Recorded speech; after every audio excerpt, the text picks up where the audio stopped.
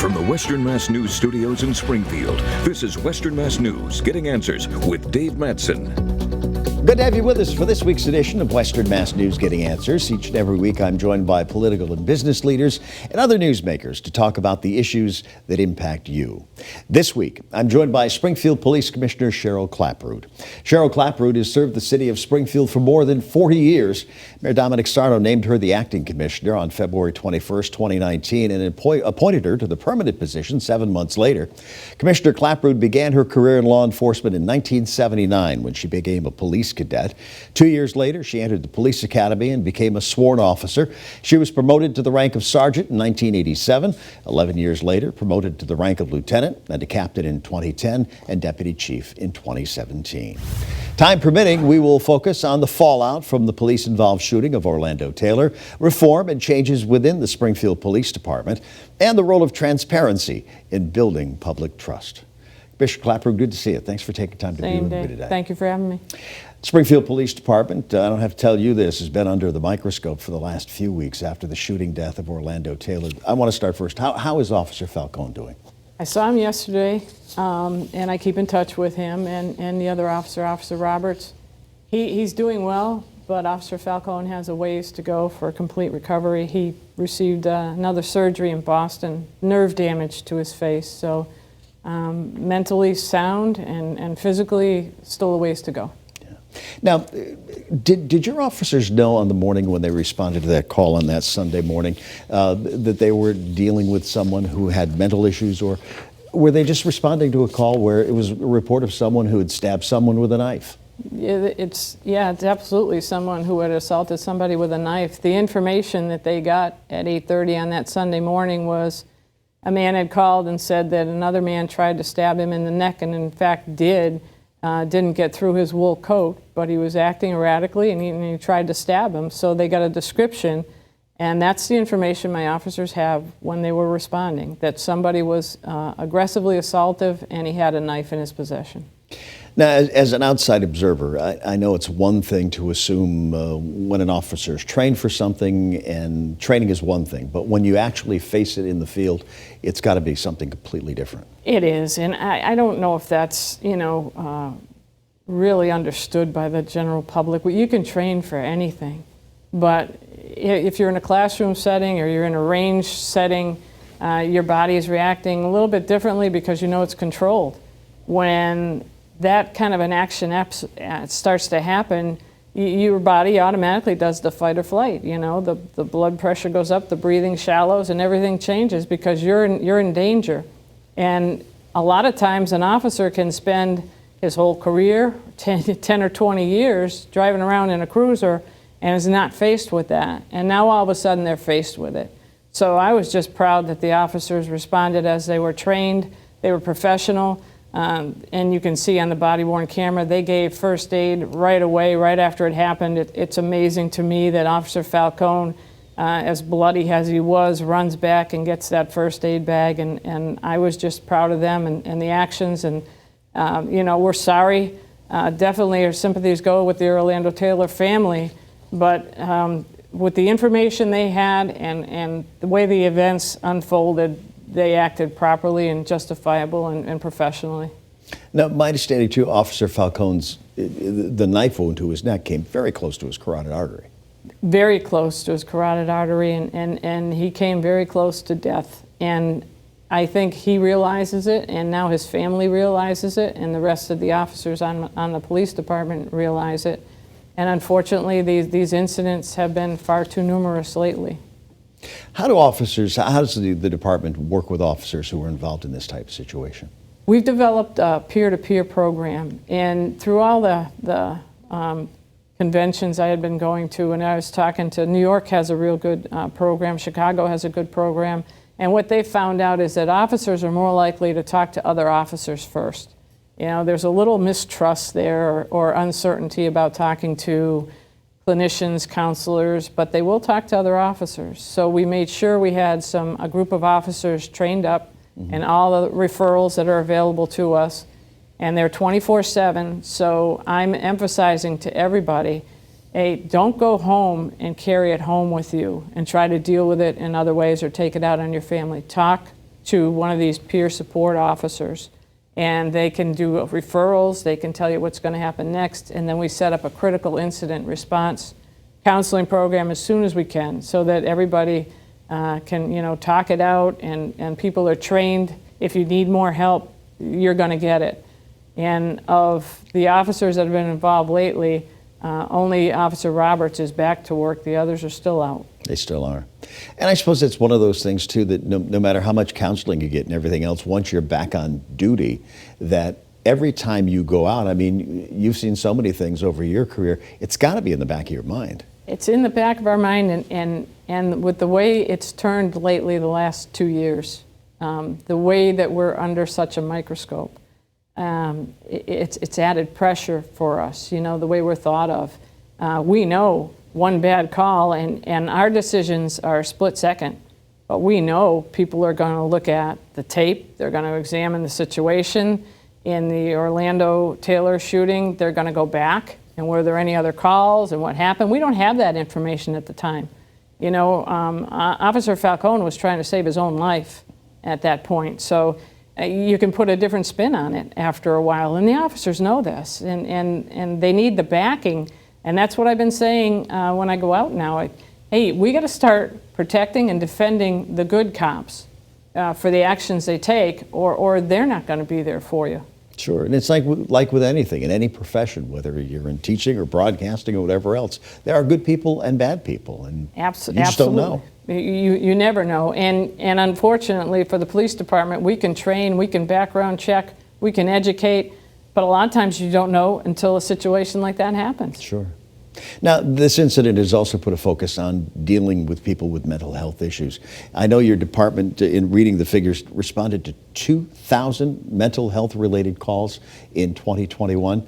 Now, the Taylor family, I know, has called for a better response to mental health incidents like this one. Yeah, mental health, it comes with a whole complex group of issues in and of itself. And we're law enforcement. Sometimes I wonder where it started to evolve, that we do a good job enforcing the laws and keeping the peace, but it's turned into recognizing mental illness, recognizing drug addiction, recognizing alcoholism, recognizing different kinds of rage. We're supposed to, and sometimes the situation unfolds so fast you don't have time to examine or question. But the mental illness piece of it, we had what we thought the best thing going was a clinician responding with an officer. Mm-hmm. So when you respond together, the officer can say, no, you're not needed, or the clinician can say, no, you're not needed, or both are needed.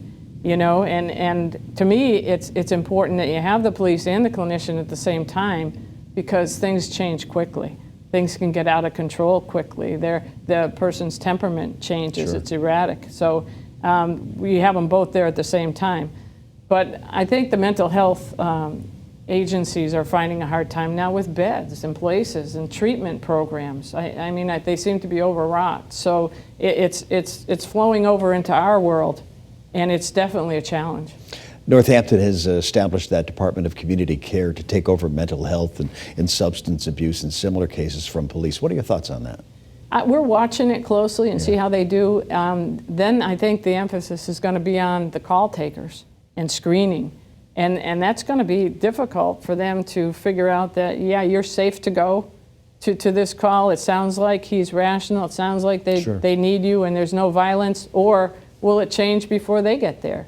It's a real balancing act. And in Springfield, the officers, we have so many calls.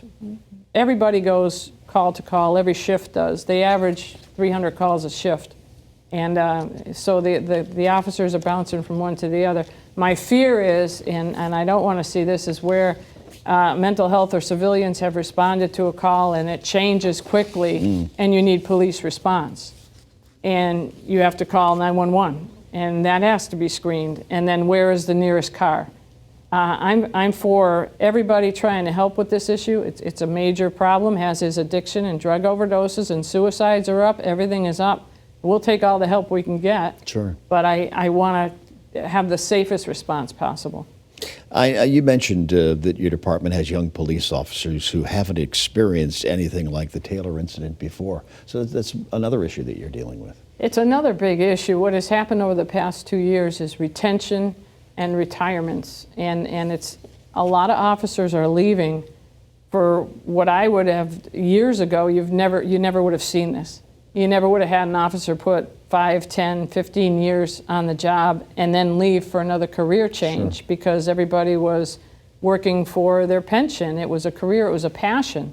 And we don't see that now because we need people so badly. And we're out in the community, we're saying, try police work. Well, the young people that are out of high school are trying it, sure, but it's not for them. Then they don't hesitate to say, I'm out of here, I'm going to run a gas station, I'm going to open a nail salon, I'm going to Florida. And I've had all three within the past couple months. Really? And I don't blame them for it. It's a tough job, it's a demanding job, and it's getting more demanding, not less demanding. So yeah, we're getting young people, and no, I mean, like I said, we can train and we can educate all you can, but you cannot replicate a life or death situation, and it's not for everybody. Before we go to break, anything else you'd like to address in the Taylor case or about the incident when officers don't have any other choice but to use their weapon? No, I'm thankful that the DA did a thorough review of it and came out as strongly as it did, that it was a justified shooting, and you know, I feel bad for everybody in that situation, but the officers at that time, when they responded, they had an assaultive subject, and there's no doubt in my mind, had not Officer Falcone done what he had done, his injuries would be more severe or even dead. And as someone, I mean, just watching and observing for years past, the last thing an officer is going to want to do is fire their weapon. Well, that they don't. They don't want to. They don't want to hurt people. They don't want to. Certainly don't want to kill people. And you know, when it happens to them, they go out for long periods of time. The psychological aspect is tough to deal with. Their families have a hard time dealing with it. We don't want to, but unfortunately, we know there are times where we're going to have to. All right. It's time for a break. When we come back, Commissioner Claproot and I talk about the establishment of the Firearms Investigation Unit and the drop in violent crime in Springfield.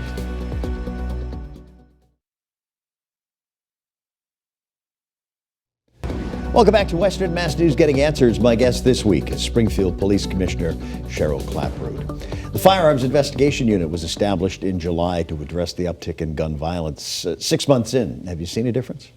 Yes, we have, and we knew we had to do something. The guns were becoming more of a problem than the drugs, and the drugs were becoming a multi-jurisdictional problem where we were having to work with other agencies to go into different cities, to even cross state lines. So it made sense at the time to focus on the issue at hand, which was illegal guns and ghost guns, and deal with that. And in turn, if that brings a narcotics seizure, so be it. And if we have a narcotics problem, now we kind of count more on task forces. Sure.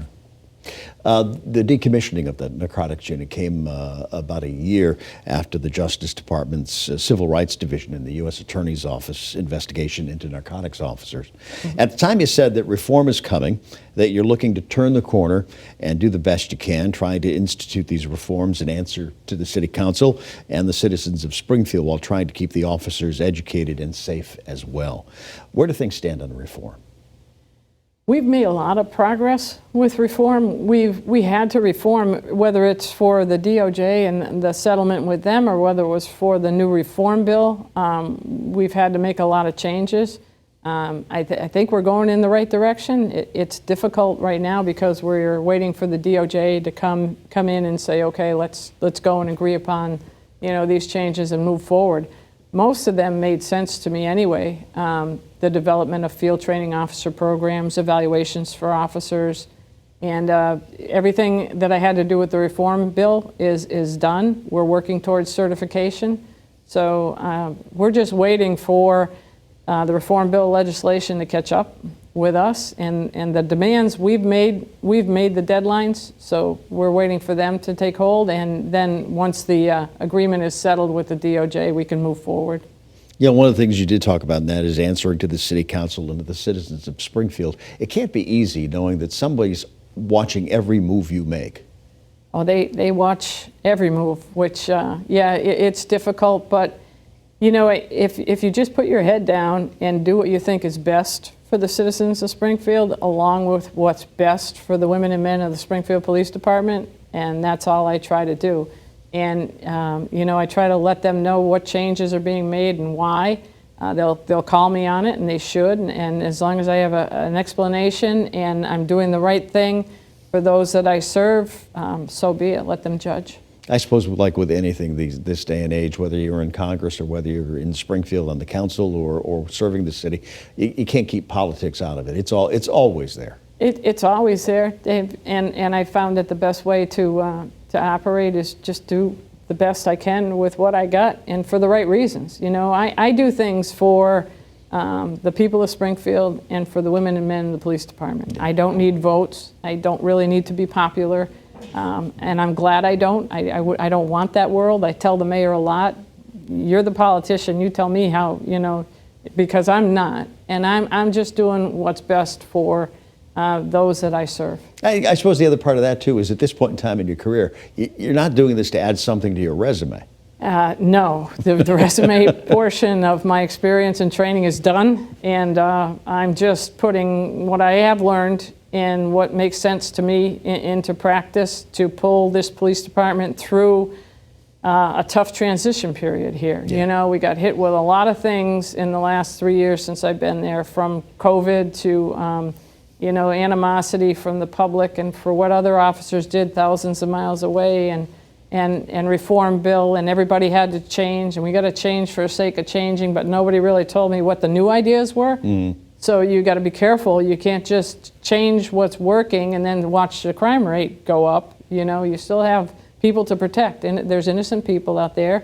There's taxpayers and businesses in Springfield that deserve to be protected, and I just keep my eye on the ball. I suppose the worst thing you can do is make it a knee-jerk reaction. You got to sit back and look at it. That's what a lot of that was, and rush legislation and fix a problem. Although no one could really tell me. I mean, I knew the problems in Springfield. Sure. And a lot of it is perception, and a lot of it is settlement payouts. And I know this, and I know how hard the women and men work there in the police department. The rest they make, the job they do is phenomenal for a lot of the conditions they're under right now.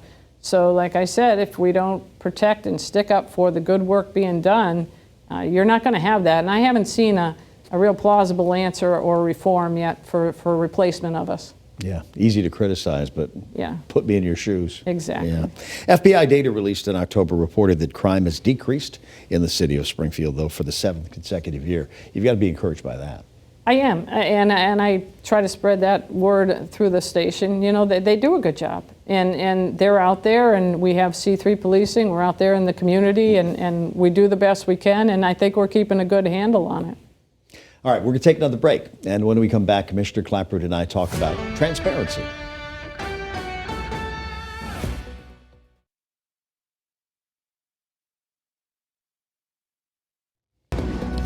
Welcome back to Western Mass News Getting Answers. My guest this week is Springfield Police Commissioner Cheryl Claproot. One of the things I know you emphasized during the Taylor investigation is transparency. Do you see this as the big or maybe the most important component of rebuilding trust? I do. It's huge, the transparency aspect of it, because people want facts and they want to see what happened now, and they deserve it. They should. That was the whole impetus of the body-worn camera program. Mm-hmm. And I outfitted all 500 officers with body-worn camera, even narcotics or FIU officers in plain clothes. And we got a real strict policy on when you can and can't record, and you can't alter or do anything once you've recorded with that body-worn camera. So I thought that would help us in showing people that, no, this is what happened. Where it has helped us greatly is in IIU and the investigations of citizens' complaints. We don't get nearly the amount of citizens' complaints, because once the investigators view the body-worn camera, they call the complainant back in. They said, this obviously isn't what happened, and it's not going anywhere. So that's working. The Orlando Taylor, the Genesee Street incident, I thought would be a little bit smoother. If you got other activists or people involved and they start to make comments, I would like the body-worn camera to shut that down. Once a false narrative is out there and starts to build, not only do people tend to jump on the bandwagon, but it hurts morale and it hurts the officers, and it did affect those 2 officers involved in that greatly. So, but in the long run, once the video got out there, I think the support is there. With anything too, yes, you can only be as transparent as the law allows you to. That there's information that people in the private community can give out, but you're restricted by what you can give out. We are, and that's frustrating to me. Yeah. I don't know an answer to it because a lot of times we have to wait for the criminal side of it or the investigative side of it, and we can't say, no, this is what happened. We can't influence the decisions of juries or boards, so we're limited into what we can say. But Sure. I think they trust is there between the city of Springfield and the mayor and myself, where if we come out in front of anybody and say, look, this is what happened and we're investigating it, and there's not a problem here or there's a problem here, that's going to help with the transparency. I know with the body cameras, there was some reluctance within the department to have these. When you have an incident like the Orlando Taylor case and stuff like that, do the other officers go and look, this isn't such a bad thing? It's easier to buy in on it? It didn't take long for them to buy in on it. Yeah. It got to the point where they didn't want to record their actions and what they're saying all the time to, I'm not going out unless this thing's working. Yeah. So it's a full buy-in now.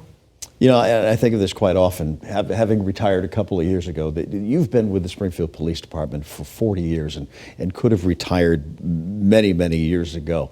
What keeps you going? I think it's the fact that I love and I believe in the Springfield Police Department. I worked and was fortunate to work with a lot of men and women who made a career out of it, and they were dedicated people that gave their lives. I lost 3 friends in the line of duty. I lost several others who died from different diseases or reasons while they were serving. And they gave of themselves so much to the department that if I have a couple of years here left where I can maybe get it through to the next whoever serves, whether it's commissioner or board of commissioners, and I can help the city and the police department survive, that's the only reason why I'm here. I'm here for no other, there's no, like I said, I don't need votes. I don't need popularity contests. I'm just doing what I think is best for the police department, the city of Springfield, and I cannot keep up with the mayor. He's genuine, he's energetic, and he deserves to have the best police department he possibly can, and I'm just trying to fulfill that little mission. Your department's been hit hard by COVID. One of your officers, Jamie Kelly, has been hospitalized for a long time. How's he doing? He is getting a little bit better, but it's going to be a long road for Jamie, unfortunately. And out of all the COVID cases we had through the department, we had a couple hundred people. We were fortunate that we only had 3 or 4 hospitalized, and Jamie has been, in the toughest shape. But we have a couple officers going through things now between COVID and cancer and other illnesses, and we just try to support them the best we can, show that we're there for him, and that's why I have a fundraiser on Thursday. And I've heard some side criticisms. They got good health care. Yeah, but when you're that sick and you're that out of commission for that long, other bills and other things pop up. So we want to let him know that his police family is there for him. All right, on that note, I want to thank you for taking the time to be with me this morning. I hope we can do this again. I hope so too. I enjoyed it. Thank you, Dave. Good. Commissioner Cheryl Claproot, my thanks to her for being here. My thanks to you at home for watching. I'm Dave Mattson. Stay safe, stay well, and if you can, join us next week for Western Mass News Getting Answers.